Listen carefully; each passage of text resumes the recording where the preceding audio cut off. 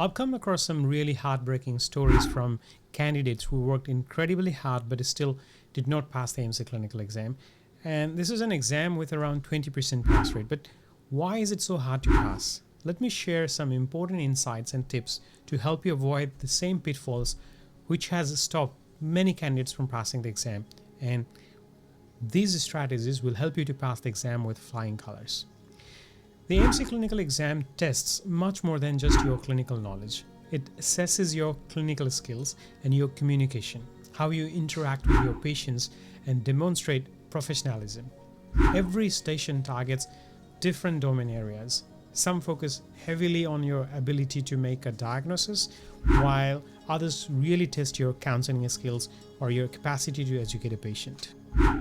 One of the most crucial things you must know are the critical key points in each case. These are important facts or management steps that examiners expect you to mention. For example, imagine a case of rheumatoid arthritis.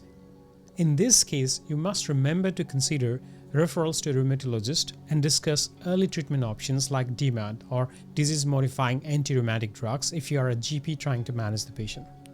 And if you miss such key management recommendations, then you can fail the stations no matter how well the rest of your history or communication went. As you study, try to build a mental checklist of these essential points for every condition. Focused memorization of these critical elements is what can really make or break a station. Now here is something that often surprises candidates. Sometimes in stations where you felt confident and thought you did extremely well, you might fail. Conversely, you might pass stations where you felt unsure or thought you did poorly. Why does this happen? In the stations where you think you did well but might fail, the reason is often critical errors or omissions that compromised patient safety or overlooked key management steps. For example, if you forget to check or mention allergies when prescribing, or if you neglect to advise a patient appropriately about potential side effects or red flags, these are serious mistakes that examiners can't overlook because this can compromise the patient safety. Similarly, errors like failing to wash your hands or ignoring vital signs or rushing through safety checks can instantly lower your mark as they compromise patient safety again. An absolute priority in Australian clinical practice is making sure that you do no harm. On the other hand, stations where you felt you did poorly but you actually pass are often those tricky cases involving diagnostic uncertainties or situations where the management plan is not straightforward for any doctors. So examiners are not just assessing your clinical knowledge here, they are keenly observing your approach. How do you handle uncertainty? Do you stay calm and respectful? Do you communicate honestly and include the patient in shared decision making, even when you are not 100% sure on the management? These soft skills matter immensely, and passing such a station can hinge more on your professionalism, patient-centered approach, and safety awareness than on delivering the correct textbook answer. Another fact worth stressing is the variation in simulated patients or role players you'll meet during the exam. Some are very talkative and forthcoming, and there are others who may hesitate or share less information even if you ask. This might feel frustrating, but it's by design. AMC exams strive to mimic real-life clinical practice, where patients differ in communication styles, health literacy, and willingness to share details.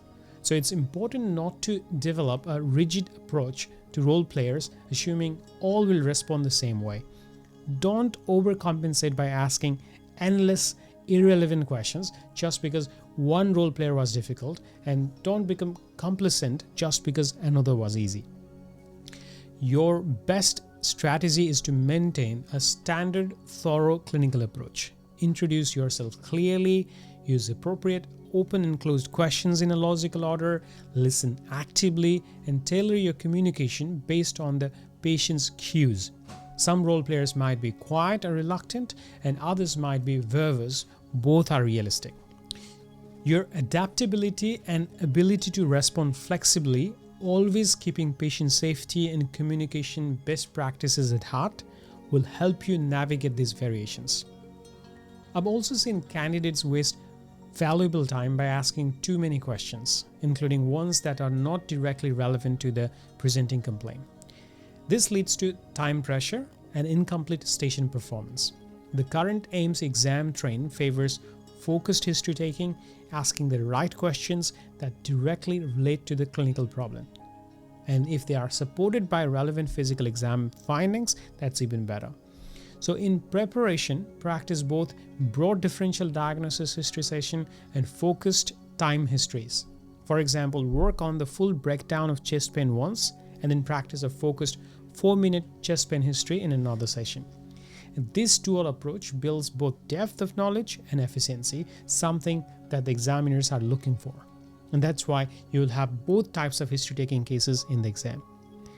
Regarding the resources you should use, the AMC Clinical Handbook is essential reading.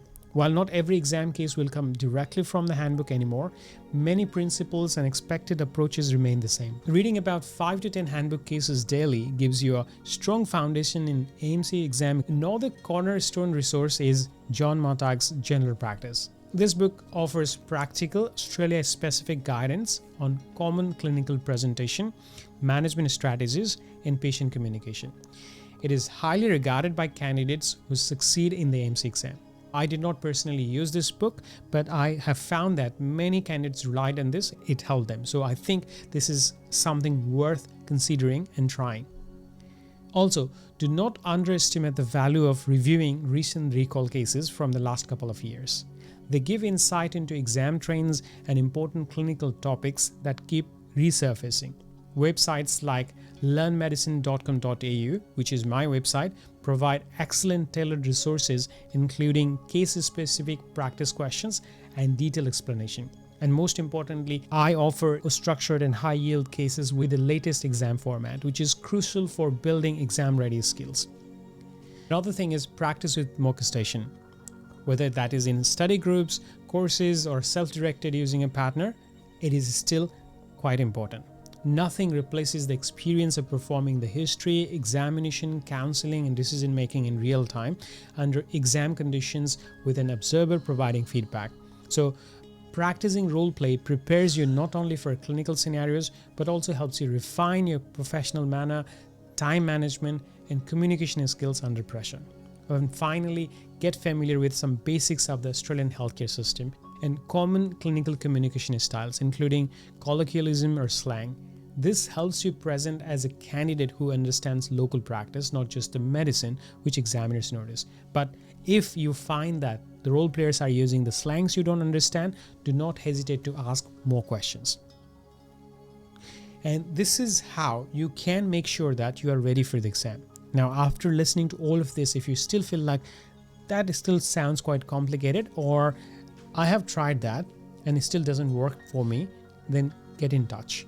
I offer preparation courses through learnmedicine.com.au, which has already helped many candidates get ready for the exam and pass in the first attempt. And if you want to find more about the courses, please check the comments and the description where I have shared the link for the website. Any question, feel free to ask. All the best for your exam.